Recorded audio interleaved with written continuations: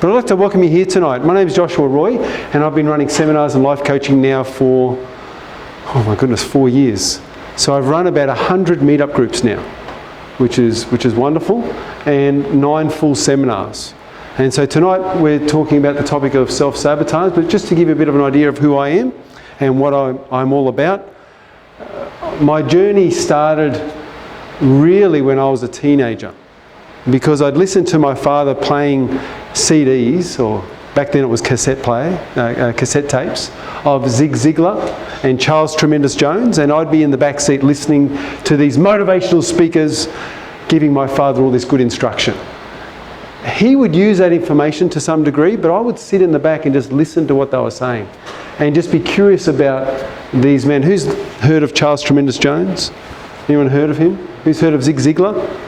You've got to go back a few years for these, because this is when I was a teenager. So we're looking at 20, 25 years ago. These guys were quite big. Jim Rohn, who's heard of Jim Rohn? It's around that era. Dennis Waitley is another one. So all these big seminars are being held in America, and it was like, get the right mindset, get heaps of money, all that type of thing. So everyone was excited about it, all this personal development. Just Tony Robbins comes to mind. Tony Robbins has been doing the circuit now for about 41 years. So yeah, Tony Robbins definitely there. Now Jim Rohn was actually his mentor. So Tony Robbins' mentor was Jim Rohn, and he would go along to Jim Rohn's seminars. He actually became a salesman for Jim Rohn and would actually sell tickets to try and fill up seats at Jim Rohn's events. Sugar, I'm not sure about that. But anyway, that's where my journey started. I used some of the things that I learned at a seminar I went to when I was 15. I went to my first seminar with a man by the name of Peter McMahon, and I learned a few things. One of the ideas that I got helped me overcome my stutter. I was a teenager, I liked girls. Trouble is I couldn't talk to them. Anyone ever had that trouble? Couldn't talk. So I'd stutter with my words. I just couldn't speak properly. And when I got nervous, I'd begin stuttering. You probably can't tell now that I was a stutterer. Because what I did was I learned something very valuable. I learned about affirmations. Heard of affirmations? Okay, Louise Hay is one of the foremost experts on affirmations. She talks about emotional intelligence and also how every physical problem or ailment in your body, there's usually an underlying emotion behind that. And so if you can deal with the underlying emotion, you can heal your body. And so she talks about healing the body. So Louise Hay, you can look her up on YouTube if you're interested. So where was I? At 15, I got over my stutter. Another thing that I did when I was 16, 1 year or so after the seminar, is I became the Australian Karate champion. Junior Australian Karate champion. So I utilised some of the things that I'd learnt in this seminar, mind, visualisation. I saw myself being a champion. I used my mind, and I also went along, did the training, because we can't do it all. It's not all just about mind work. There's a combination of the two. You've got to use the mind, visualise. We can see our ideal future. We've also got to put in the work. We've got to do the actual physical hard work. And so it's a combination of both things. And so I got some really good results from that seminar. I went on to get married, and 6 years after getting married and 3 children later, I went through a divorce, and it just gutted me. Because I believed that I could solve any problem. I believed that the mind could help me to change. And I tried all these tools and all these skills, and my marriage still failed. And so I decided to go back into development. And I thought to myself, if I want a marriage that's going to work, I've got to learn about marriage. The only reference I had was my parents. Who's like that?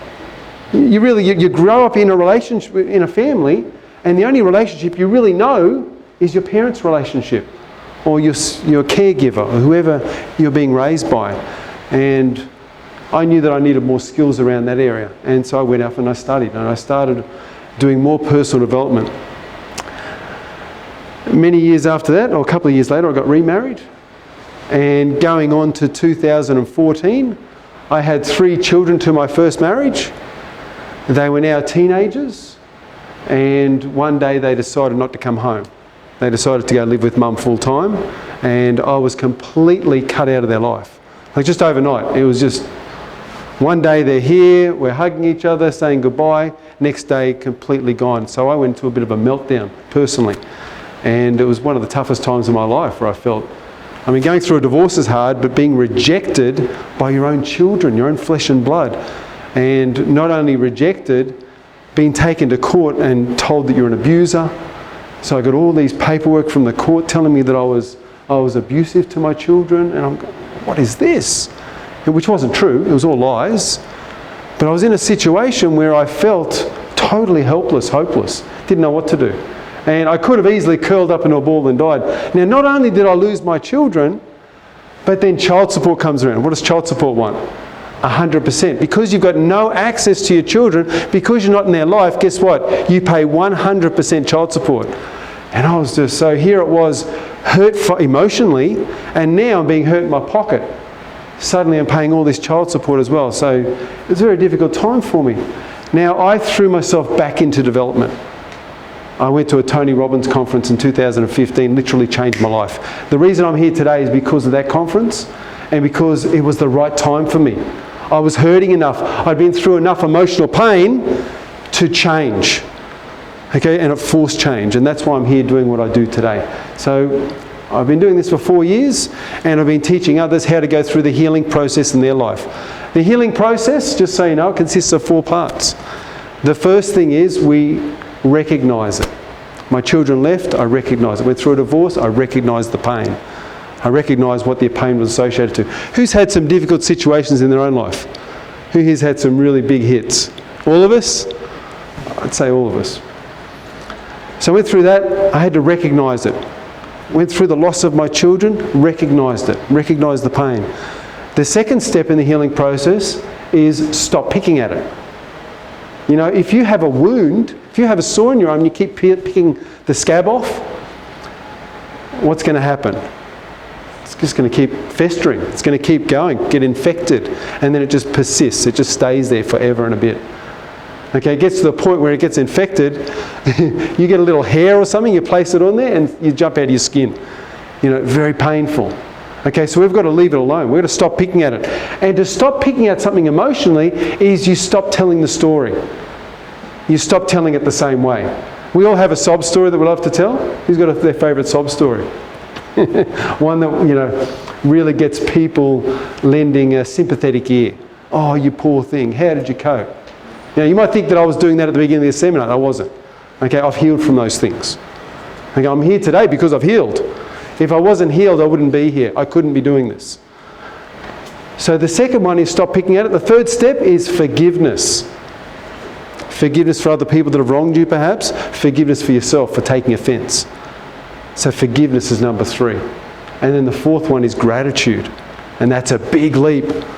Go through forgiveness. Sure, I can forgive you, but to be grateful for it? Who's got a situation in their life that's so bad that you couldn't possibly be grateful for it? You think about it and you go, how could I possibly be grateful for that? Everyone got something like that in their life? Yeah. How could you be grateful for it? That's the 4th step.